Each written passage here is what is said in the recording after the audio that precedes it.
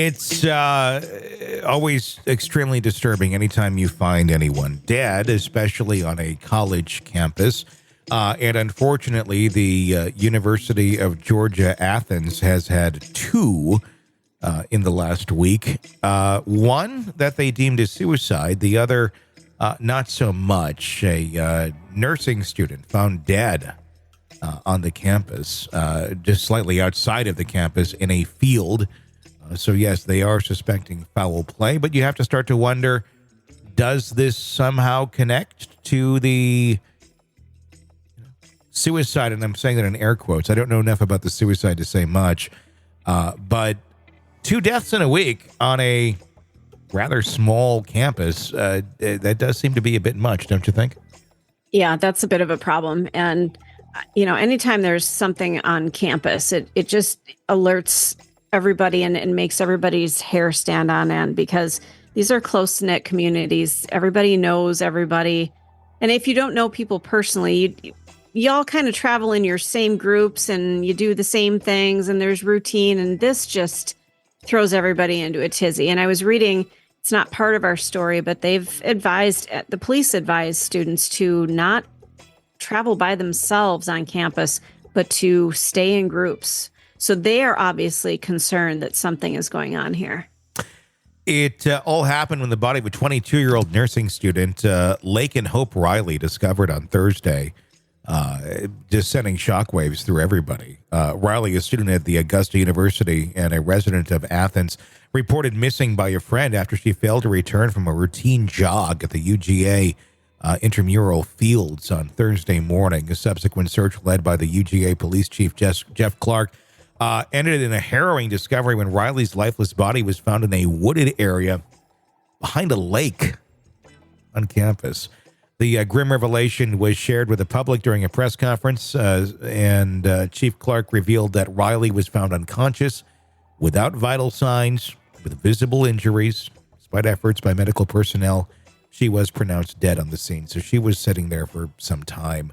Augusta University President Brooks A. Keel confirmed Riley's identity in a statement obtained by NBC News. UGA officials expressed profound sorrow over Riley's untimely death, assuring the campus community of their commitment to ensuring safety and conducting a thorough investigation. But, those are words. You got to show some action here, and I'm sure they are. But that's got to be, this is like a nightmare. This is like a horror movie, basically, that's taking place on campus right now. Yeah, we're looking at the weekend. We're getting close to spring break. It's warm, obviously, there, but people are out and about. They're doing their thing. And now all of a sudden, wait a minute, we can't go anywhere till we know what happened here. Yeah. And you're dealing with kids and they're college students, but they're kids. And hopefully they take this seriously. The tragic incident adds to somber atmosphere on campus. Just one day after the university mourned the loss of another student to suicide, despite the proximity of the two deaths, Chief Clark affirmed that they are unrelated, offering condolences to those affected by the recent tragedies.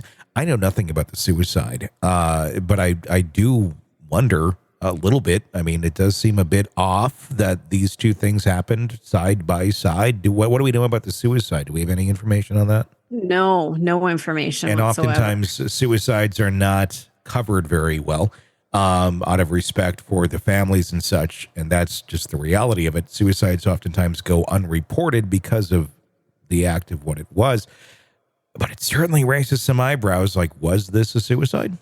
And there's a lot of suicides that are not suicides, that look like suicides or kind of look like suicides that are not suicides. So hopefully they're taking a closer look at that to make sure what it is. And I don't want to speculate too much because I don't know anything about it. But I'm sure they are taking a close look. In response to the devastating losses, UGA announced the cancellation of classes on Thursday and Friday. Plans to resume regular schedules on Monday. Similarly, Augusta University College Nursing Campus in Athens suspended classes on Friday. Students in the facility are still trying to deal with this. The past 24 hours, quote, have been a traumatic time for the university, UGA expressed in a statement. Our student body is grieving the sudden death of one of our students And we continue to mourn the tragic loss of life. Today's devastating news will uniquely test the resolve of our campus community, particularly the students. Yeah, there's just too much weirdness going on here to think that the two are not somehow connected in some way, shape, or form. Yeah, I remember there was, I think there was a sexual assault on the campus when I went to college in St. Paul, Minnesota.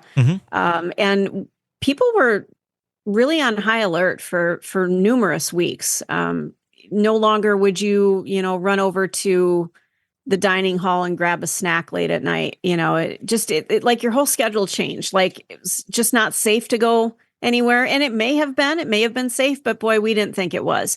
And this was many years ago. This was before cell phones and all these things. So I can't imagine now how these kids are feeling. I mean, until they get some closure on this and some resolution as to what happened, those kids are going to be pretty tense. I don't know what it would be like to be a college student today in today's atmosphere. I mean, it's a place where we have more communication than ever before, and more ways than ever of documenting life, of accounting for life, of being able to communicate in emergency situations far better than we ever did in the past.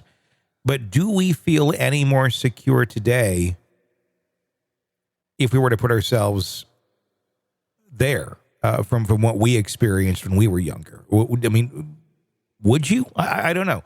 But we're also far much more aware of all of these horrible things happening than we used to as well. That's a good question. I don't know. Looking back, this story kind of sparked a few memories for me. You'd be at the library till midnight, 1:00 in the morning, because that's where you needed to go to do a lot of your stuff. But you don't need to anymore. No, you don't. And I'd walk across campus by myself. No big deal. Wasn't a big deal. And now you would never do that. Oh, never. But you also don't need to leave your room. Is that true? Like, do people not walk around? I just don't know. I don't have any kids I have one who's about to be college age. I don't think she's going to college.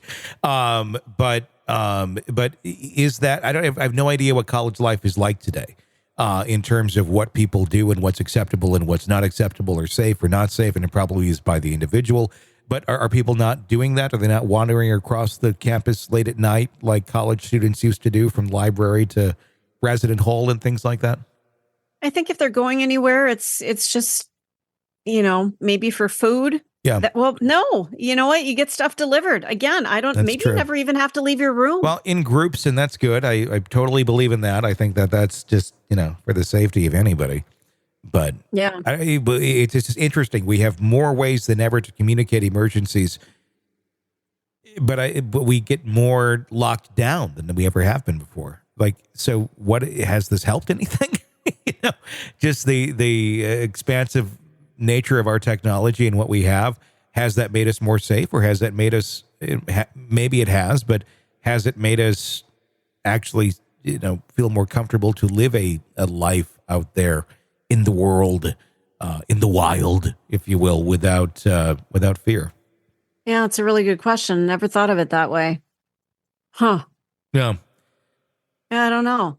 There's clearly something that went very wrong here. There's a body in a field. Someone is dead. Someone committed homicide. This is not a suicide in the middle of the field. Another suicide recently took place. How are they connected? I don't know.